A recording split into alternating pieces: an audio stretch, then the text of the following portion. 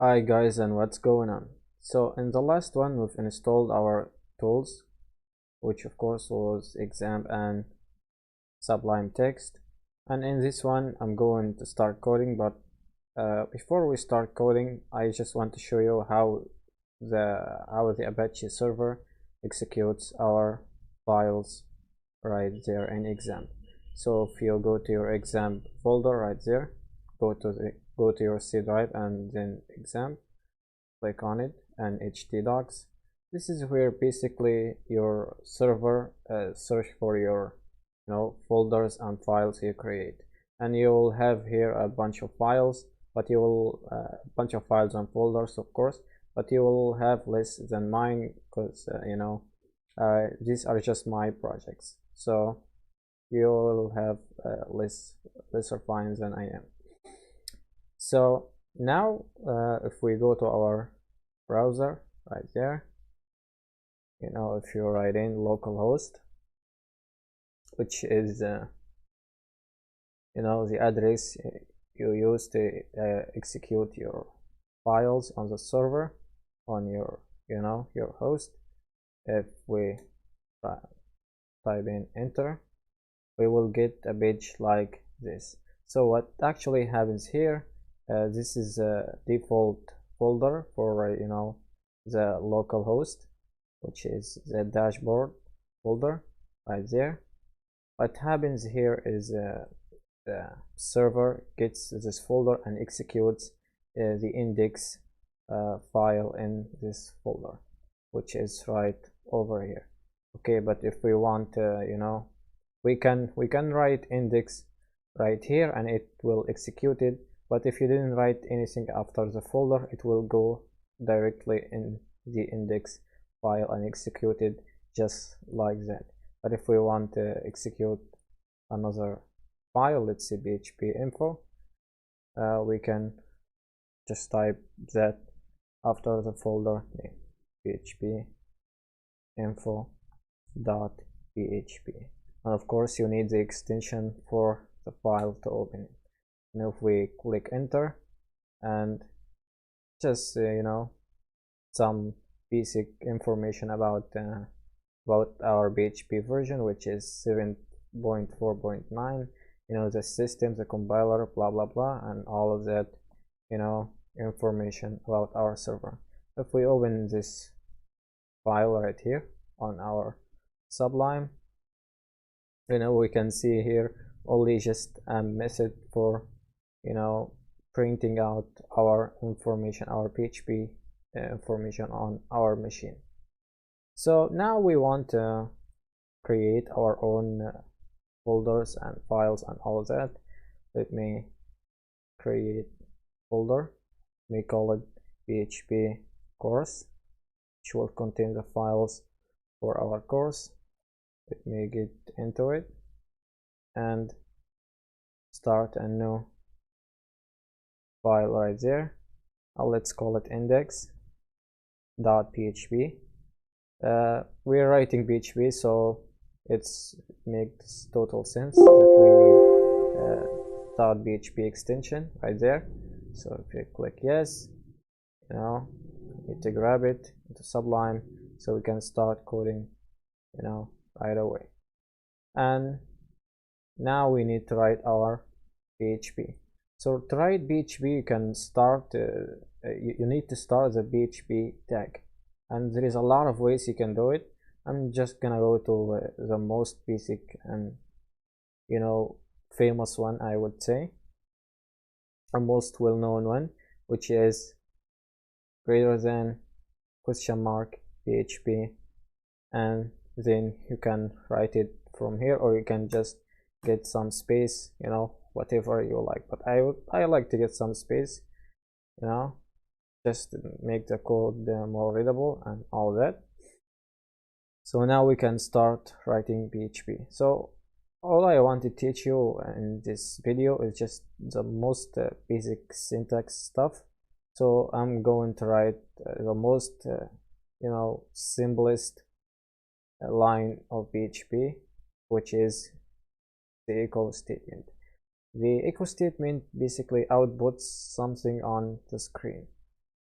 okay, into the web page. And all we need to do, just write in echo and double quotes, and the double quotes are for the strings, you know, and we can actually use single quotes, but I will show you the difference between them in you know, in the next lectures.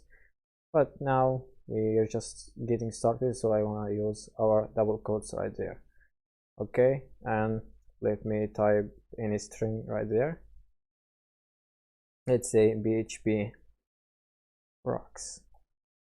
Okay, and as any you know, C language like PHP, you know, to end the statement in PHP, you need to end it with a semicolon. If we don't write it, that will trigger an error. Okay, so it's PHP basically it's like C. Okay, basically built on it, you know, so we need to end this with a semicolon. Now we can end our script right there with a question mark and greater than or whatever, but we don't actually need that because we don't, you know, we don't have any HTML out there. So you can basically leave it like this. You know, this is really common, just leaving it like that, and Control S to save that. And if we go, you know, we want to access it, so we need to type in the folder name first, which is PHP course, you know, and the file name, or we can add we can, you know, we don't need to write it, it will go basically to the index file right away. And this is it, our the server executes our script successfully. There is PHP rocks. So let me do one more. Let me echo, let's say, a number, and for numbers you don't need any quotes, single or double quotes. You just type in the number, echo 9. Okay, it will be printed in the same line. If we want to print it, you know, on a new line, we need to do a BR tag, which is a PHP tag, and this basically will give us a new line.